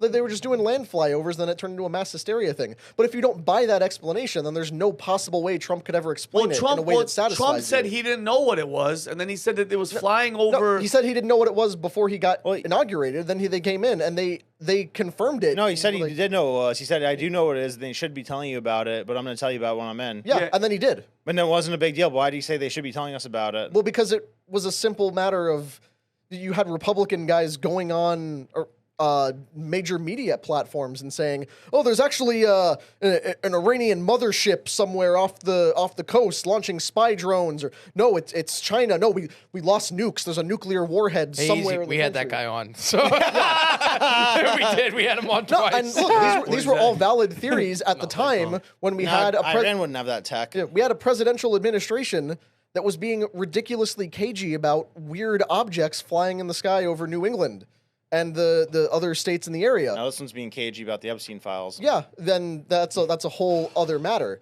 But with the Jersey drones, it was just the regular drones up there. We identified them, but you just don't trust the explanation. I don't trust anybody. Yeah, because they're giving us reasons not to trust their explanations. I don't trust. Yeah, give me a reason to trust you, and I will. The moment 90% of your shit is lies and bullshit, bro, I'm telling you right now, it's all a lie. Everything that we think, it's all bullshit. Yeah, just flip it. Just literally, and I'm telling people, bro, at the end, because I mean, we have to do this because we're on a podcast and we talk about it, but just, guys, I'm telling you, God's gonna come. This whole thing is gonna end before. If you die in the interim, okay, I'll pray for you, but this is all gonna end like that at a blink of an eye. Time is fucking flying, and when God comes, God's coming like a thief in the night. And I don't know if you guys know this or not. Thieves don't call, they don't email, they just show up. And this shit is getting wild. But anyway, I want to move on to the next topic. I don't know why the fuck I went to something we're all going to die. But I'm like, hey, just imagine that every topic. Hey, guys, just FYI, with whatever's happening, you're going to die. You're gonna die. Thanks for watching. Make sure you like and subscribe. You're gonna die. But you're gonna die after you do it. It's a memento mori. It's a established tradition to remind people of Yeah, their you're death. gonna die. Don't take life too serious because you're gonna die. All right. Chris Cuomo, Joe Rogan, Epstein, conspiracy. Look at Tim Dillon. Sorry. He just dresses in the most ridiculous manner. I love it. Did you see the video that he put out when he was talking about Qatar? And Oh, he was yeah, he's the dressed in sheik. white, giant gold, had a chic So headdress funny. on, a white stuffed animal tiger, and he's like, I don't see what the problem is with Yeah. accepting money from I Saudi just get Arabia. money. Yeah, I get money from. Where do you guys put him today? Because I know like this is your world, but I put him at #1 today within the comedian world. I think Not for stand up. No, for like funny podcasting. podcaster. It's him. Yeah, He's- as far as comedy podcasting, he's #1. Joe Rogan is still the GOAT of podcasting. I know that's what we're going to touch on here. But in the world of comedians doing podcasts, I don't consider, yes, Joe's a stand-up, but I don't consider his podcast a comedy It's podcast. not. It's not. I consider Tim Dillon's more of a satirical comedy podcast. Yeah. So right now, the best in the game that's doing it Yeah. the best outside of our own Vincent Oshana is Tim I Dillon. love you, Rob. But because if you think about it, Joe Rogan to me is like Larry King. Like he's interviewing everybody. The Johnny most- Carson. Johnny Carson. No? Yeah, Johnny Carson, and because it's more. It's not like they're cracking jokes. Like if he has Brian Callen, it's serious, but there's funny sides to it. Yeah. But Rogan's show is interesting because of who he talks to, not Exactly. Like Joe is really funny. Like I have watched for years. I think he's funny. I wouldn't say really. No, funny. you guys remember News Radio? Like back when he was on that sitcom way back in the day. Yeah, he's a great comedic Like, actor. His yeah. stand-up comedy, and I'm not talking shit. He's leap years and lights and way better than I am at stand-up. But when you watch him compared to some of the goats of comedy, I did Exactly. the disservice of watching his special. The problem I made was I watched the Dave Chappelle special, Oh, God. and then right after that, I watched Joe Rogan's. and I love Joe's podcast. I love Joe's work as a stand-up. He couldn't hang with Chappelle. There's just a different level between the two of them. But I think that's also Dave Chappelle is that much better than anybody else that's he's doing it MJ. right now. Yeah, Yes, he's the Michael GOAT. Jordan. That's what makes Rogan great on his podcast is that he talks to interesting people and they have interesting conversations. So it's not like he's being funny when Well, he's talking to these sprinkles in guys. funny. Yeah, well, this is a conversation that Cuomo had with Tim Dillon, where Cuomo predicted, and he's so good. Chris, you're so good with Chris predictions. is spot on with the predictions typically. Yeah. So. That several podcasters would surpass Rogan by this time next year. Cuomo said Joe Rogan is entering his final few months as the most influential voice in podcasting and will not hold up to under media attention. Play this video. Success is admirable. I do not believe he'll be where he was 3 months ago, a year from today. There are too many talented people entering that space now who want his real estate, and they're going to be better at what he does than he is. So I think that Yeah, but he's you know, gonna, I got to be honest. he's going to see attrition. That's not the first time someone said that about Joe. He does surpass expectations. Like people wrote his obituary many, many times, and it's just never come true. Oh, listen, I don't Yeah. necessarily want it to come true because I don't find Yeah. him offensive or anything. Yeah, well, I your see him as CNN changed his innocuous. color during But he's COVID. getting criticism. He never got criticism before. Who, the media Where? What about the N-word is video? taking him seriously now, and that's not going to go well for him. I don't know. You say he never got criticism before? I don't know what Chris is even talking about. like- What about that N-word compilation video they made about him? Yeah, Or the- all the remember times that? they went after Yeah. when he had Dr. Robert Malone on during COVID and they tried to smear him as a vaccine Or when he misinformer. took the Ivermectin. ivermectin and the CNN changed the color of his face and thought they could get away with that. how did he when not sue them Chris for that? Cuomo called ivermectin a horse dewormer. Yep. I mean, I know like Chris is around sometimes, but it's Whatever. like the fact that he's still able to stand up after the shafting Dave Smith gave him I on kinda that disappeared after particular that for a issue. while. It was Yeah. brutal. Well, listen. This is Cuomo questioned why the fringe right is so fond of conspiracy theories. That's Yeah, us. That's us. Yeah, Yeah. go ahead. Hi, Chris. Hi, Chris. We're the Hey. fringe right. Hi, Christopher. Why is it that people on the fringe right seem to engage in conspiracies more? Is it a coincidence that 'Cause we Benny see your Johnson and bullshit. Charlie Kirk are more interested in the Epstein files? Is it a coincidence that Rogan was, talking so much about Epstein killing himself versus being murdered? Why do we hear more of that on the right? I think there's people on the fringe left, if you remember, and I listen, I think Epstein probably was murdered. I mean, I don't think Based there's on what? Well, based on the idea that the cameras went out and the guards fell asleep, and he had information on some of those most powerful people in the world, and his best friend, Ghislaine Maxwell's father, the Seymour Hersh, wrote a book alleging that he was an agent of the Mossad, and they had what clearly seems like a honeypot operation, and that all of these politicians were on his jet. Like, it feels like, again, just from an outsider's point of view, he got a sweetheart deal for the first time he was accused and convicted of being inappropriate with a minor. And I don't know the exact terminology. He did a lot more than be inappropriate with a minor. But you have this intriguing, weird figure who's connected to all of these very powerful people and has an island where people are going to meet up with underage women, and all of these people are coming out and testifying to that effect. And then right before his trial, he dies. I mean, Chris, let's be honest. If we're talking about the mafia and we're talking about a guy that had information on all of these big, powerful people, and he gets whacked, does not a part of your brain, and I'm, Kirk or Johnson or Rogan or whoever, or me or anybody who's looking at this, and people on the left and the fringe left also has some conspiracies. One of them was that Donald Trump was an agent of Russia. And by the fringe left, I mean every media organization, including the one you used to work for, every day was Russiagate.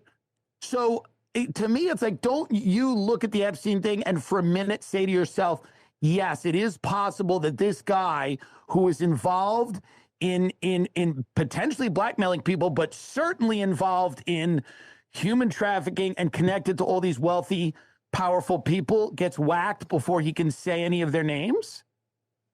Yes. I think it's very curious. Yeah, curious. So we're the friend. What a great owning fucking moment. How the fringe right. By the way, and I'm tired of the conspiracy theories. No. A conspiracy exists. A conspiracy for COVID exists.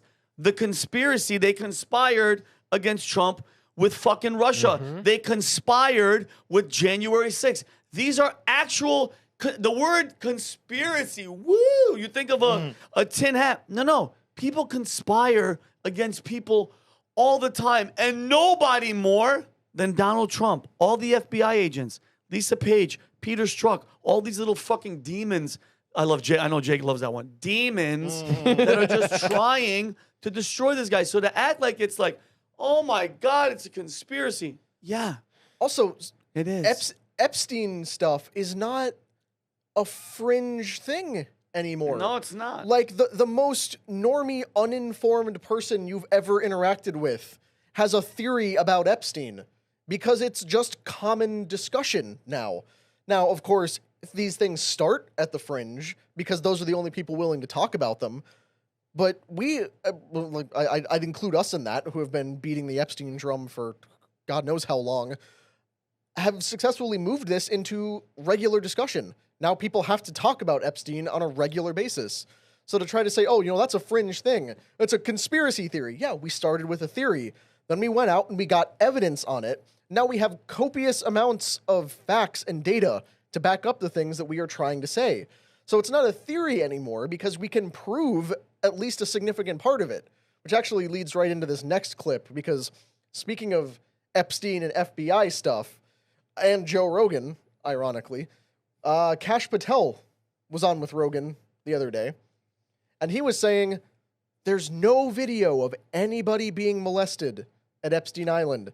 There's no video of any sex crimes. If those videos existed, don't you think he'd release them? No. But compare that to what Pam Bondi said just a few weeks ago. Oh, I played this. She has tens of thousands of hours of footage. And by the way, reminder that Pam Bondi only made this public because James O'Keefe and Project Veritas, or the O'Keefe Media Group, which is now absorbing Project Veritas, whatever the weird situation is there, he forced their hand by capturing her on undercover camera talking about Jeffrey Epstein having tens of thousands of hours of footage of him having sex with minors. And then James O'Keefe let the White House know, hey, you guys may want to get in front of this before we release it. So the only reason Pam Bondi came out and made this admission was because James O'Keefe forced her hand to do so. So yeah, let's roll this clip. Crazy eyes.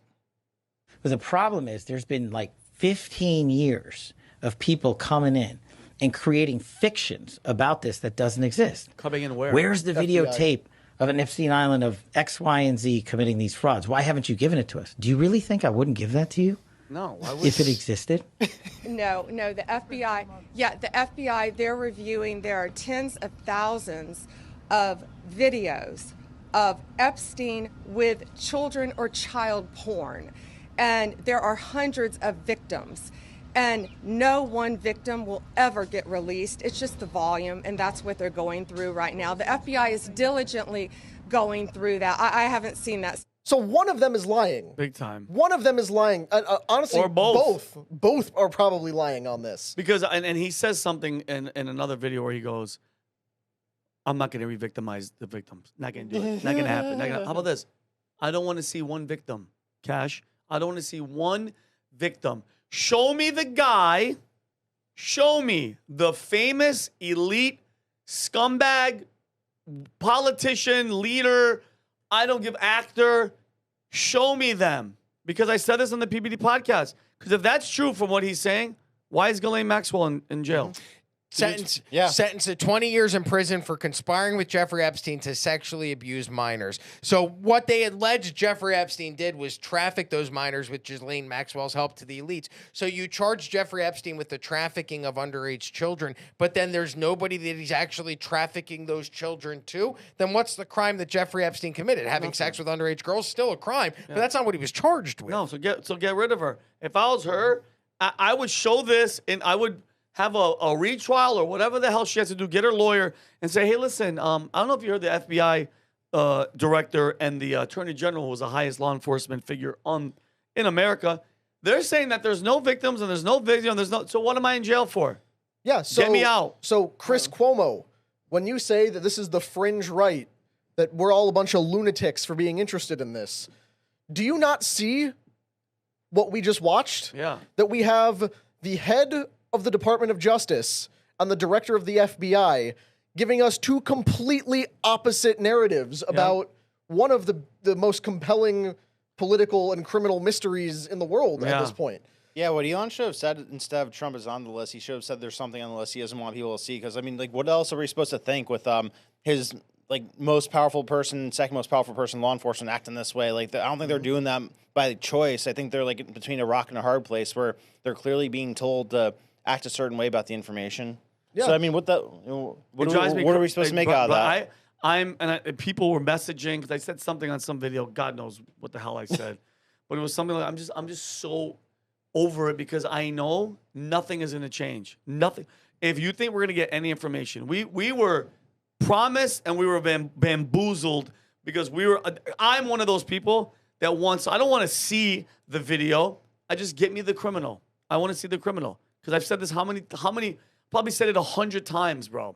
Let justice be done, though the heavens fall. Meaning, regardless of the consequences, people have to be arrested. Just like with fucking China, Rob. I want people to go down. Fauci, I don't give a shit. The pardon.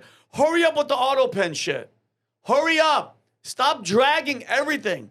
Do the event. I want that shit done. Like, go. It's not that hard. Take the fucking papers, put them together. They're the same exact signature. That's impossible to do. I don't care how good you are. You can't do it. So if that's the case, and he was auto-pen, you know it wasn't Biden. He didn't approve it because he's fucking mentally gone. Arrest somebody. Undo the pardons. Go after Fauci. Because if I don't get one fucking arrest, bro, I've already been over it. I'm happy that the border's closed and all that shit, but it's like, dude. 2 points. How often do you read the comments on PBD podcasts? Once in a while, because I don't like to read them live. I like to read them because I like to see what the audience says. Yeah, it's my job. I went through yesterday's podcast. You made the point about the heavens should fall. Say that again, that exact quote. Let justice be done, though the heavens fall. Meaning, no matter the consequences, like everything can get burned down. Show me the fucking proof. In 4 years of reading the comments of the podcast, because that's how long I've been here and doing this, I have never seen so much response from the audience siding with somebody who said something as what you said yesterday. Really? Like, I'm not, Vinny, 99% of the people were commenting pro support of what you were saying. Holy Burn shit. the whole institution Good. down if the whole institution's built on child sex trafficking. The second point I want to make, Kash Patel talks about re-victimizing these poor people who have been victimized. My question to all of you guys, we all have women in our lives. What do you think would be more of an injustice if one of the people that you love in your life, a woman, your mom, your wife, niece, my sister. my girlfriend, or, well, my wife. She's, okay. We're not technically married. I want to be clear. I don't have a girlfriend and a wife. I just call her my wife because it's easier. But the woman that I'm with, what would be more horrible for them to live through?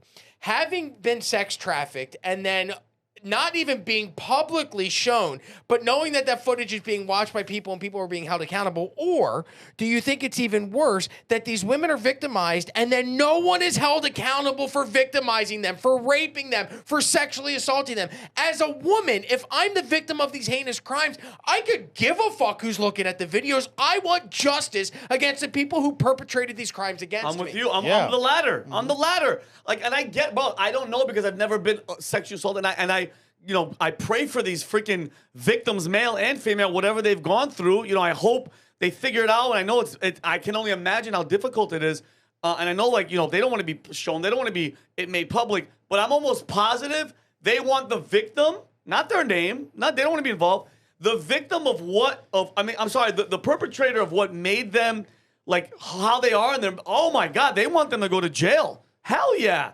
Don't put my name out, but fucking get the person. So that narrative that it's doing more damage and more harm than it is good by holding people accountable is bullshit. It's bullshit. And you don't even need to put yourself in the place of a woman who falls victim to this, because you can just imagine what it would be like if a woman you were close to was victimized in this way. Yep. And the guy was still out there until he's 90 years old enjoying himself. Yeah. Like the wealthy, powerful people. It's like, that guy who's on TV every day. Yeah. That guy who's signing legislation in Congress. Allegedly, that actor who was in another fucking movie that was in the room when I was getting raped. And it's like, again, I was just talking to Brandon about this a couple days ago. About, like, I just became a father. I have a 2-month-old daughter now. And she's so racist. Yeah, I'm already. And no correction coming on that. Yeah. But when you see a child like this, and it really puts everything in perspective. And Rob is a father as well, and you know, Brandon, maybe if I might have been somewhere watch your step. I might have a kid somewhere. when you have kids like this, it really recontextualizes what it means when you see stories about people abusing and killing and harming children, where there are guys who were busted with terabytes of child porn. And it's like, oh yeah, it included videos of the rape of an infant as young as 3 months old. Like, my daughter fits in my hands when I go like this. Yeah. Like, someone to look like that, and I'm going to sexually abuse this. There is not a hole deep enough to throw that person into. There is not a punishment brutal enough to make that acceptable. So the notion that there are people out there who do these kinds of crimes, and like I said, you don't have to put yourself in the shoes of a woman who falls victim to it. Imagine just being a father. It's like, yeah, my 16, 17-year-old daughter thought she was signing up for a modeling job, and they were going to, we were going to go to the Bahamas or whatever. It turns out she's on an island in the back room with Epstein and his guys. Yeah. You can understand the outrage there that people are continuing to get away with this. So, yeah, Chris, I'm sorry that you think this is a fringe thing, but for those of us on Team Sanity over here, we're willing to admit that if the entire system is run by this, it all needs to get torn down and start from scratch. Yeah, and like people conflate the two things. Like I've heard people say, like, oh, a lot of it was 16, 17-year-olds that and it was technically consensual and they just got tricked into doing it. But like, no, and a lot of it was also kids that were like younger than like 8 years old. So you have like toddlers that this stuff's happening to. So like, you're telling me that you can rest easy knowing that that's still happening, that same network is still very much in place. Like the Franklin network went right to Epstein right when that one got busted up. So I can guarantee you that right when Epstein got busted, they moved on to something else that we don't know about yet. Oh, so yeah, that thing's alive and well. It's not an island.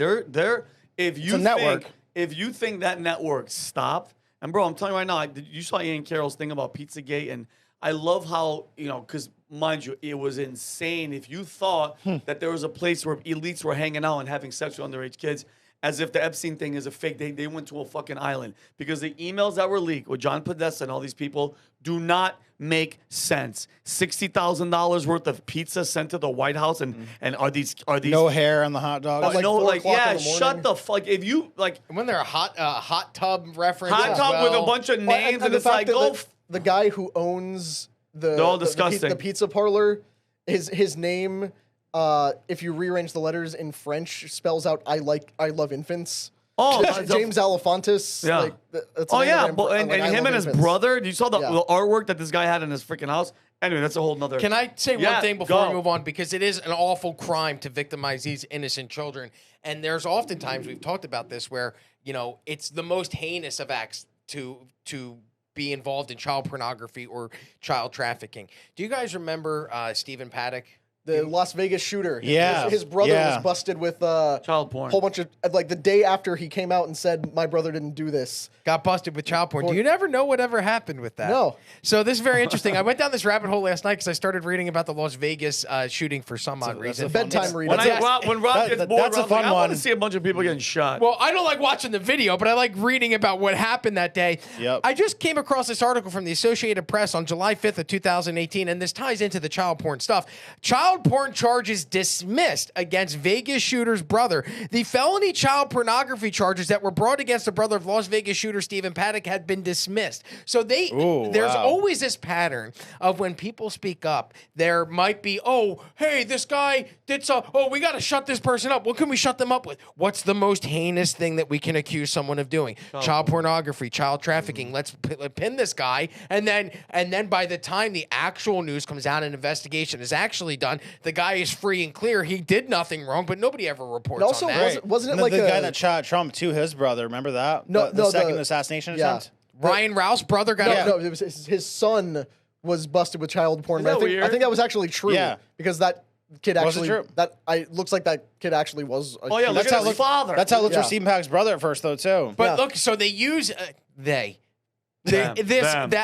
idea of these children being victimized can be used to for show their benefit and against them as well. So it's just I just found that out last night, and I was like, that's a weird thing. I'm going to bring that up because we're And wasn't it like a Windows 93 computer? Like they said he had like terabytes and hard drives full of it, but like the computer wouldn't have been able to store that. No, and the guy turns out he was homeless. So it's like, how did a homeless guy have computers that he downloaded child pornography on in the first place? Well, Stephen Paddock would have ended up homeless too because his house burned down during the investigation somehow. Yeah. With all his evidence and writings inside. It's weird how those things happen. Like passports end up surviving planes crashing into two giant And then the police skyscrapers. commissioner And there blown up in goes- the Tesla, too. The police commissioner who was overseeing that investigation went to Maui to be a fire marshal. Yeah, weird. And we're the crazy ones for just pointing out these and he was odd... Diddy's handler, too. Yeah, Diddy's handler. Oh, Allegedly, that's in a lawsuit. guys, that has not been proven yet. It's unfortunate that Chris Cuomo now thinks we're all on the fringe right and doesn't take us seriously. I'm on the fridge right. I love right. Like I love being on the right side of things, not on the left. All right, guys, this might be the last. We might just do this one as the last story instead of getting to the last one. Yeah, it's getting hot in here. Holy Y'all crap. take your It's pants off. getting Okay. hot in here.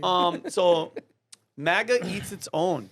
So more than 70% of Republicans are siding with Trump in the feud with billionaire Elon Musk, according to new YouGov poll conducted Thursday.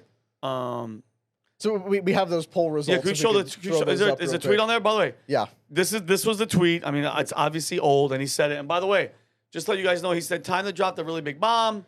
Trump is on the Epstein files. The real reason he hasn't been made public. Have a nice day, GG." Guess what happened today? Elon Musk at 3:04 a.m. I regret some of my posts about President Trump last week. They went too far. No shit. You think so? You dumb asshole. Why delete it? Because you tell me. Because as if it doesn't live on the internet for the rest of your life. Damage is already done. That tweet had been viewed by tens of millions of people. It's showing Trump like, I'm going to take it down, even though nothing is taken down on the internet. Once you post it, somebody has it on their feed, they screenshot it, it's over. It's still going to live. So it's dumb. Dude, it's childish, bro. That's what you get for being on drugs, bro. If ketamine and all that type of shit, whatever cocktail he's on, good. But Thank you for... Musk talks about this stuff all the time. We covered when he said Reid Hoffman is on the Epstein list. Hoffman was a known associate of Epstein, but I mean, if anybody's going to be on it, that guy fits the profile. Trump was a known associate too until he banned Jeffrey Epstein from Mar-a-Lago after he caught Jeffrey Epstein being inappropriate with some of the underage staff that worked at Mar-a-Lago. Yeah, so Weird. it's just Jake, is that a demon? That's a demon.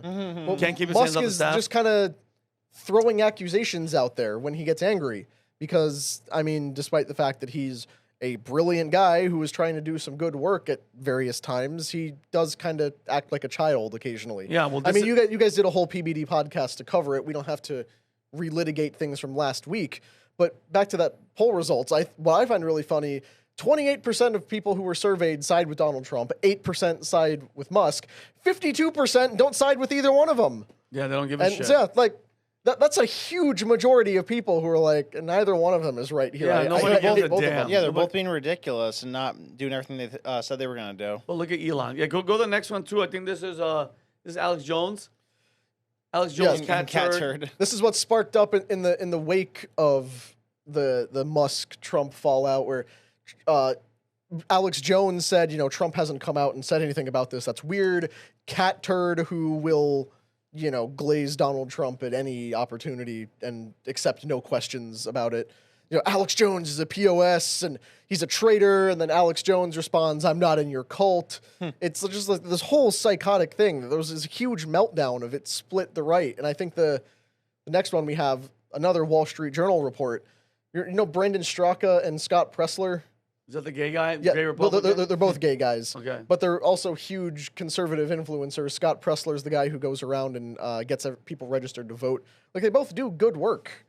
But now they're having a huge fight, accusing each other of grifting and of being traitors to the just movement. hook up and get it over Yeah, with. there's this huge uptick in right-wing infighting, and the media is so fast to capitalize on it because that's what these splits are doing when... Like, they get to post graphics like that of, the rip down the middle and, like, everything is falling apart because of the Trump-Musk thing. And it's not, well, guess what? Now because of the riots, nobody gives a shit. No, Nobody but here's cares. the thing. It's over. Here's the thing, though. Like 80% of people in the world are, like pretty stupid. Like 80? I would say the average 90? American is really, guys, we are, think about valuetainment. This isn't the average place. You have to, how many stories, how much research do you have to do? Even the guys in the booth, Jake and everybody, we're around so much news. You hear so much debate. You get the pick. Everybody has their different opinions. You have this, you're so informed. A lot of people here obviously are educated, but the average, if you just drop the pin, obviously America is huge. You just drop a pin on an average person, they're fucking dumb, bro. Really dumb. Really, really dumb. Because you look about it, your bubble, your circle is going to this event. We're going to, here, PBD podcast. It's like, you have to be informed. The average American, Brandon, is really stupid. I'd say 90%. I almost wonder if they're a simulation at sometimes, like a NPC. But no, so I say it because there's Trump derangement syndrome, then there's reverse Trump derangement syndrome. Like, people on the PBD podcast chat are calling me a freaking liberal because I'm calling Trump out for things that he said he was going to do. No, that he didn't you do. have a brain and you want to push back. Well, no, I don't just blindly follow what anybody says because, that makes you stupid. Like, I think 40% of people are in that camp, though, where, 40% of people will never be on his side no matter what, even if he does the best thing ever. Then 40% of people will never criticize him no matter what, even if he does the worst thing ever. And then 20% of people, I think, at best, are, capable of, deciding for themselves. So that's where I'm at. Yeah, but there's blind loyalists, which are, they're just one way. They just love no matter what. It's like your quarterback. Like, I love him to death. Like, they talk all the shit that they want, but you want that guy to be behind the center. You want he plays like shit. They're gonna talk shit, but they still love the guy. Yeah, I'm thankfully he's in there, but I still feel like he's leaving so much on the table. Like, I want him to shatter the deep state and make things fundamentally different than they were before he got into office. But it feels like not that different from a traditional presidency. Yeah, no, I agree. What's up, Connor? No, it's all very messy in the way it's falling apart because there's so much legitimate criticism on you both think falling sides. apart?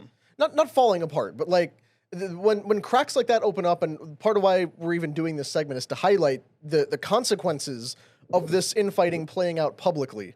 Because, Trump and Musk can have whatever falling out they want. It's the fact that it played out on social media. Alex Jones and Cat Turd can feud and it's really low stakes. But the fact that I found like 5 or 6 headlines from significant media outlets talking about it. Brandon Straka and Scott Pressler can have whatever disagreements they please, but like the Wall Street Journal is writing headlines about it. When these fights take place so publicly and play out on social media, there is a whole other side that is very eager to jump into that crack, widen it, and show, look, the whole MAGA coalition is falling apart. But the writing has kind of been on the wall about some of this for a while because the MAGA movement, you know, it's capitalizing on the whole Republican big tent party kind of thing. But when you have a tent that's so big that you bring in people of all walks of life and all ideas and everything, you end up with strong divisions on things, and sometimes you have irreconcilable differences. The writing was on the wall for Musk and Trump in December. Remember that? Remember that whole thing about the fight over H-1B visas? Yeah, of course. That was the first sign of like there's a chink in the armor. Yeah, Like, Ramaswamy. That's racist. Yeah. Sorry. Just because we're talking about H-1B visas. Vivek Ramaswamy kind of nuked his credibility with the MAGA base. Of course. By saying, you guys watch too much Saved by the Bell. We need immigrants to come in and work. Oh yeah, for that's half why the he wages. disappeared. And then Elon Musk jumped in on Ramaswamy's side and said, "Go Americans are retarded. I'll go to war with you on this issue like you've never seen." Yeah. Okay, but that's not what Trump stood for, and that's certainly not what people who voted for him stood for. So it fundamentally comes down to this immigration question. And now you get like your Steve Bannons demanding that Elon Musk be deported and SpaceX be seized under the Defense Production Act. This is a huge issue that is playing out in a very public and very childish way. So, and just because I know we're going to be closing up, but do you guys know what do you guys think is the reason? I'm going to ask everybody in short before we close, Rob. How do you think it happened? Because everything started spiraling. He had the black eye. Elon had a black eye in the White House. He didn't have his son with him, which was odd because he normally has them all the time. It was like a farewell to him for doing his part with Doge, which allegedly reports are saying that Scott Bessent, the Treasury Secretary, right, said like he was like talking shit with him and arguing with him, and he's like, "You're a fraud. You didn't do this." And there was because by the way, this doesn't just come out of thin air. Yeah. These are rumors. Every smoke has fire. Smoke has fire. Apparently he elbowed him. Bro, Scott Bessent doesn't look like a guy that would fight. I wouldn't those have long, picked lanky guys. So there was an elbow, and then there was a scuffle, and there was a punch, and Trump said, "I'm not playing that shit. I'm not playing it. I'm not doing this. This is not going to happen." And then gave him a nice farewell. But if you saw Elon, looks like he was like physically bothered, maybe drugs, maybe whatever. But for all that he's done, and by the way, if you invest $250 million into somebody, and you get them in, and then you're in, and you're like, wait a minute, this shit is not. Wait, I'm getting punched by this guy, and you guys aren't appreciative of me, and everything turned. Those are the reports. That's what happened. And then Elon having the biggest microphone in the world. It's not Truth Social. It's X. I don't care what anybody says. It's the #1 media. People are getting their thing. He posts that and has the entire world, a bunch of losers on the left. I get the messages all the time. Your Trump daddy is a pedophile. It's like, shut the hell up, you freaking ape. You guys are freaking idiots. So that's what the rumors were. I don't think it's ever going to be back to normal. But you don't do. Trump's like, yeah, he could call me, and I pick up and whatever, we'll piece it up. Trump doesn't hold long grudges, bro. He's a ego maniac. And if you're just like, no, I'm sorry, you're the man, he'll forget about it. He arguably should hold longer grudges than he does. No, I agree. No, I think he should. I mean, you're supposed to freaking pray for your enemies and love everybody, love your neighbor. But I don't know, bro. I'm happy that this is kind of over. He's apologizing, but Pat made a great point, bro. Elon's going to be a trillionaire shortly. And imagine if Elon Musk had, I'm going to go low, 1 million robots. Okay? Yeah. 1 million robots that do, and then I'm talking about war-ready robots that can fight that you can't break. And this argument happened. You know how fucking dangerous that could have been? Yeah, it's stronger than our military. Stronger than our military. This could have been a lot. Even beyond that, the fact that he owns and operates most of our telecommunications stuff. Kind of scary. Like, everything we have in space. He launches a rocket every week. Through him. Yep. What do you think, Rob? I think it comes down to what what Elon has stated from the beginning about the big, beautiful bill and his opposition to it. My question is, what specifically in the big, beautiful bill did he oppose? And I lean on the side of Marjorie Taylor Greene, who said, which shocks me to even speak and say that out loud, but I do.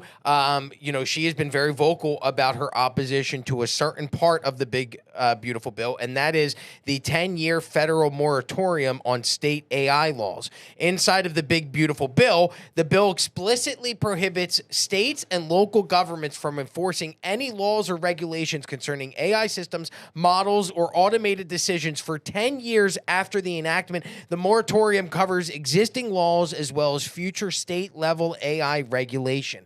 That was Marjorie Taylor Greene's opposition to it, not being able to regulate AI development, and I believe that is, in my opinion, I think that's what Elon Musk's actual objection to the big, beautiful bill was. He can say that it was the waste and the money that was being spent, but in my opinion, I think it's the AI regulation. Ooh. I don't think he was in favor of state laws not being able to regulate that stuff. Yeah. We're all about states' rights as Republicans. That's been something that we've constantly talked about, is less federal overreach or less federal oversight and more state oversight. And they're taking that away from the states with this passage of the big, beautiful bill when it comes to AI. Yeah, yeah, it's like a big bullshit bill. I mean, if you want to pass these tax cuts so badly, just put the tax cuts forward. Like, I don't want any 7,000-page bills. I want single-issue bills. So, you know, do it that way, and then I think everything will be much more simple. Because that's how they used to do it before this like emergency situation came up, and they started packing all that stuff together. Now they like hold us hostage. Like, oh, we need to pass it because we'll have the biggest tax increase ever. Like, all right, so pass the tax part of it. Like, leave the other 7,000 pages to the side for a second and do one at a time. Yeah, I mean, Make Congress work. I'd rather our congressmen vote 500 times a day on single-page bills than once per day on a 500 provision bill. Yeah, what else are they doing? What else are you there to do? What else are they doing? Nothing. They're talking in front of the camera all fucking day. Go do your job. Yeah. Fucking, But- when I see Maxine Waters, I want to punch myself in the face. But what is she doing? When you get deep into the big, beautiful bill, you realize, like, how much problematic stuff is in there. Whether it's the AI provisions or even something as simple as the no tax on tips that we talked about a while back. That's, like, very convoluted, and it's a weird thing of how they're trying to go about passing it. It's written by lobbyists. Yeah, exactly. It's just like every other piece of legislation, and they say, no, we have to pass all this now because the Democrats are going to hold things hostage on the debt limit negotiations, and then Musk says, no, you're blowing up the budget, so you have to do all the stuff to pass the debt limitations and cut fraud and waste now, and then other Republicans are saying, no, we need to do all the immigration stuff first, and who cares about the budget, but it's just more of this fighting and this back and forth that plays out publicly that gives every person who hates you, who hates your movement, who hates your country, a leg up to try to make these arguments against you. So it was kind of ridiculous that it played out that way. Yeah, I don't know. The future looks bright, but it's gonna be a challenge, bro. With people like this next 5 years. Just with AI alone, bro. I've been seeing videos that I could tell, like 95%. I'm like, oh, it's real. But then I see like a thumb or a finger do something weird. It's getting crazy. And these guys, these couple of people, you know, Palantir with security, with all the data, with AI, with what's going to be true, what's going to be fake. Oracle. It's going to be a shit show. But you guys better get prayed up because. That's the only way, because once it gets out of control, bro, there's no coming. I mean, we're the ball, it's rolling down the hill. Nobody's gonna stop this freaking thing. So let's see what happens. But anyway, all right, guys, great episode. I had fun. Yeah. Aliens do exist. Do they not? Yeah, they live in the moon. They live on the moon. Which is a spaceship. And there's ocean. people protesting for them in Los Angeles. And so we've covered everything. Yep. In Los Angeles. But we'll be back next Wednesday. Same time. Same time. Guys, love each other. Hug each other. Go kiss somebody right now. Whoever you're with, go kiss them and love them. Because guess what? Love is the best. And we'll see you guys next week. Peace and love. Peace.